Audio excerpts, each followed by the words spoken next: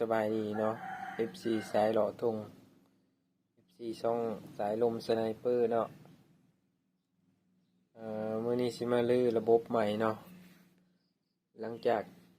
ที่คลิปก่อนเนาะที่เฮาว่ามันมีอาการเนาะ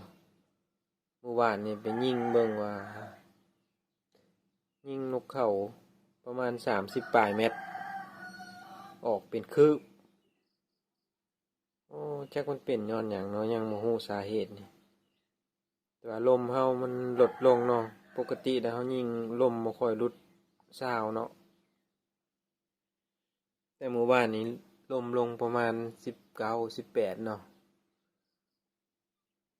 ลมหลุดลงบัดลูกบัดจักไปทางใดออกเป็นคือผลยิงกกไม้กกใหญ่หนึงก็ยังบ่ถึกเนาะบ่ถึกฮอดกกไม้นะกกไม้กกเฮากระโตคนพู้นบ่ถึกฮอดกกไม้ลูกจะกอกไปทางไหนบ่เห็นเลยแบบมันปลิวแบบมันตีไปเลยนะลูกจักมันเป็นเกิดย้อนปัญหาหยังเนาะเดี๋ยวมื้อนี้สิมารื้อระบบใหม่ก่อนเดี๋ยวสิปล่อยลมออกก่อนเนาะ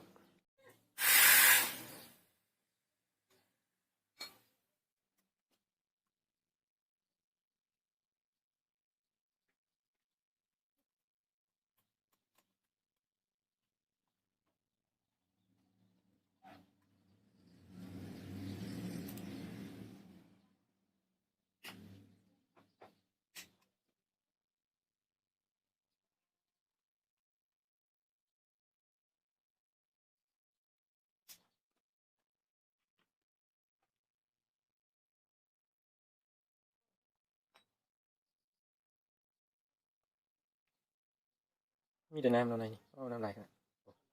น้ำหยดออกมาเลย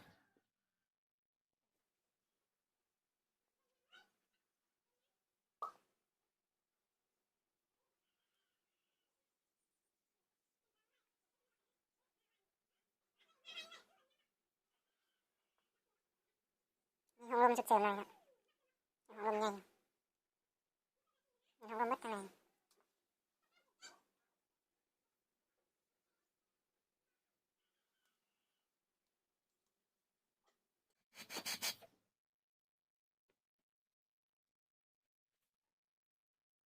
โอลิงมันเสียแล้วเนาะ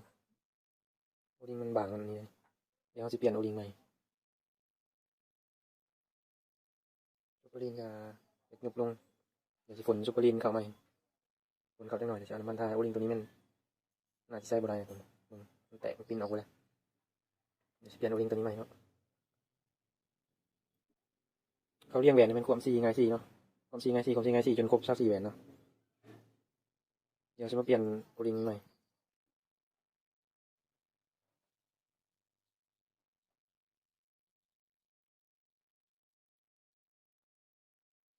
มีคนมาคอมเมนต์บอกนอนในคลิปก่อนเขาบอกว่าให้ฝนหัวซุปเปอร์ลินตัวนี้เข้าให้มันบางๆครับว่าให้มันจำเล็กแห้งๆแม่นครับว่าอุ้มแห้งดีครับว่ามีคน FC เนาะมาคอมเมนต์บอกครับเนาะเล็กกับ4แหวนนี่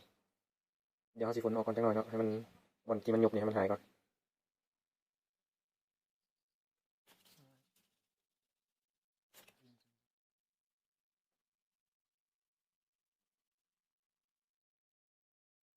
ฝนแล้วก็ไปเทสเบิ่งเนาะฝนเอาใส่หลอดเทสจังนี่ต้องไปเทสมันก่อนเนาะฝนมันเสมอก่อนก่อนจะเอาเขาทั้งใหญ่เนาะทั้งใหญ่ก็มีแต่น้ำนี่นะน้ำก็มาหลายเดือนเลยเนาะที่บริษัทน้ำมันเนาะเป็น3-4เดือนนะบริษัทออกมาน้ำมันเลยจะใส่อย่างเดียวยันโอลิงมันอันนี้นะโอลิงตัวนี้สำคัญคือกันนี่มันปิ้นมาเลยนี่โอลิงตัวนี้มันปิ้นบาดมาเลยเนาะโอเคเนาะมันเสมอเลยเดี๋ยวเราจะเปลี่ยนโอลิงแล้วก็จะประกอบเขาหลอดเทสก่อนมันจะไปล้างขี้อันนี้ออกก่อนตัวแหวนนี่เขาบอกว่าเขาเห็น221เนาะที่เขาเห็นเขาบอกว่าให้เอามาสลับกันไหมมาสลับแล้วเรียงไหมใส่น้ำมันถ้าน้ำมันเรียงไหมลองดูเดี๋ยวเขาจะเอาน้ำมันใส่เนาะสลับแล้วจังสิ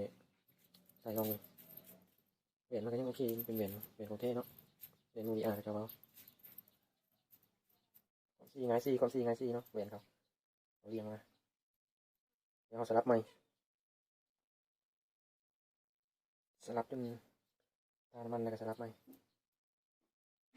ซีไงซี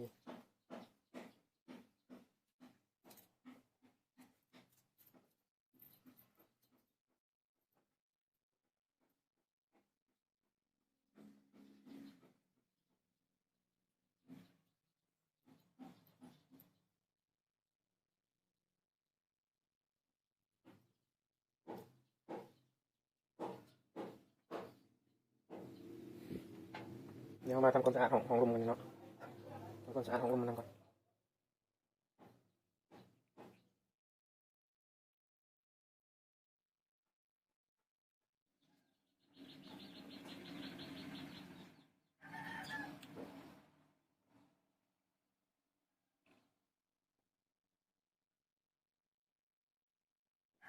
เคลือบมันในจังเลยของว้าวไปเคลือบหน่อยหนึงเราไม่ต้องใส่ไรมาลูกใส่กับมือเลยก็เคลือบเข้าไป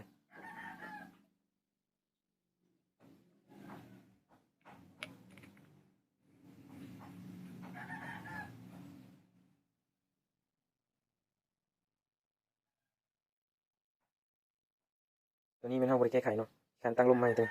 เราแก้ไขที่สุดแหวนสุดอันนี้ทั้งในเนาะเดี๋ยวจะใส่ดอกเทศก่อนเอาเกะใส่ดอกเทศก่อน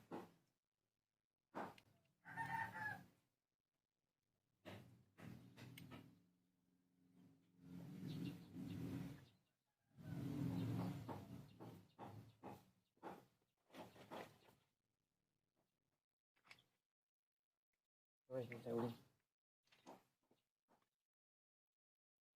ลิงตัวนี้มันเก่าเลยจะเปลี่ยนใหม่เลยเนาะหลังจากเขาปล่อยเติมลมเข่าแล้วเนาะเล็กยังซ้ำเก่าเนาะตั้งไว้นี่กันนี่เดี๋ยวสิลองปล่อยลมออกแล้วก็เบิ่งเล็กข้างในเนาะมันไหลมันอะไรนี่อยู่ป่ะเดี๋ยวปล่อยลมในถังออกก่อน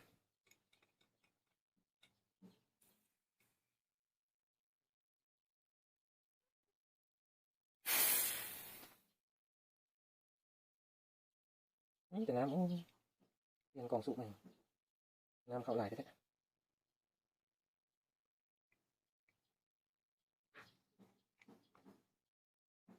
เดี๋ยวเอาน้ำแฟบใส่มันก่อนเนาะตัวนี้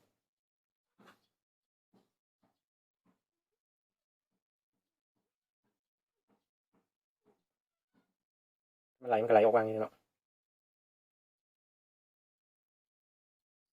มันไหลมันก็จะเป็นฟองกดออกมา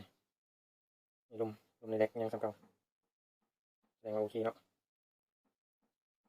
เดี๋ยวจะประกอบกับถังใหญ่เดี๋ยวจะเอาไปลองเบิ่งเดี๋ยวจะเอาไปลองก่อนเนาะเดี๋ยวจะถ่ายเบิ่งประกอบไปถังใหญ่ก่อนใช้เวลาโดนตึกเนาะสู้เผื่อเต็มถังโอเคเดี๋ยวติดตามเบิ่ง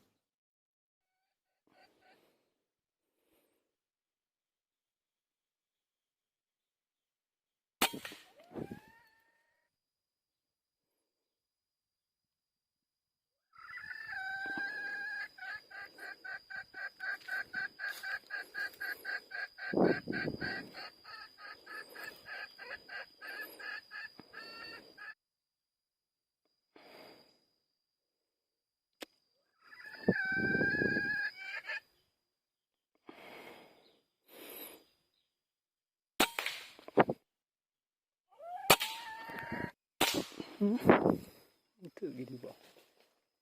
โย่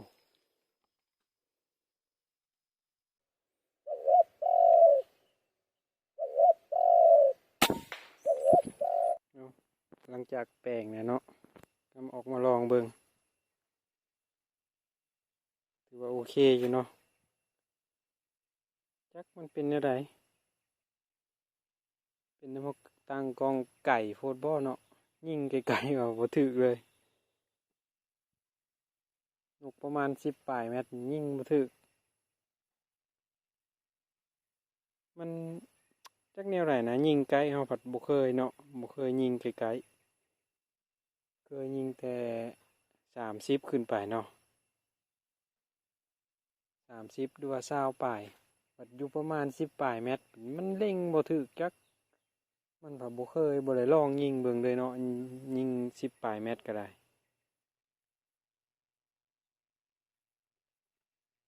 เอาเดี๋ยวสิไปหาเลาะเบิ่งอีกก่อนบ่มีก็จังสิเมื่อเนาะ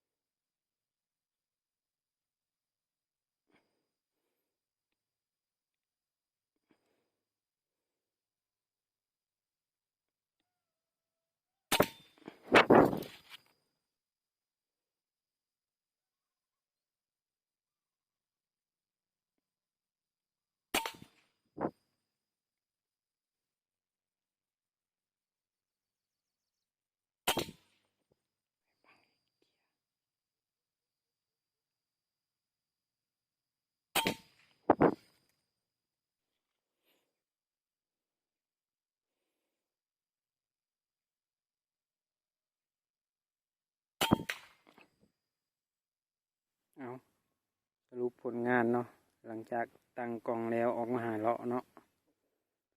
แปลงใหม่แปลงเล็กมันใหม่เนาะแปลงเล็กแล้วก็จังออกมาหาเลาะเนาะเล็กมันไหลจักไหลจักอย่างไรว่ามันบอกบ่ถือคือกันเนาะอาการจักเป็นอะไร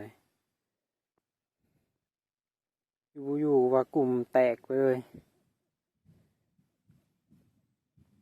เมื่อก่อนก็ยิ่งโอเคอยู่ยังเป็นน้ำมือเขาไปอัดลมเขาหลายๆหั่นนะมือนั้นไปอัดลมเขาว่า22พุ่นเนาะ22 MPa เนาะ21 22ยิงในกลุ่มแตกเลยวะนี่โอ้เพี้ยนไปใหญ่เลยวะนี่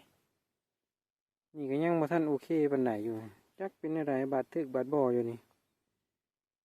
มื้อใดว่างๆก่อนจังสิไปลองมึงคักๆไปนั่งยิงมึงคักๆเนาะมันเป็นอะไรเอานี่ก็สรุปผลงานเนาะ1 2 3 4 5 6 7 8 9 10ได้10แต้มเนาะมื้อนี้เนาะเอาตอนนี้แหละ FC ฝากกดไลค์กดแชร์หน่อยเด้อเมื่อก่อนบัดนี้ฝนสิตกแล้วค่ำแล้วเอาฝากกดไลค์กดแชร์กดติดตามให้เนาะบ๊ายบายเดี๋ยวเจอกันคลิปหน้า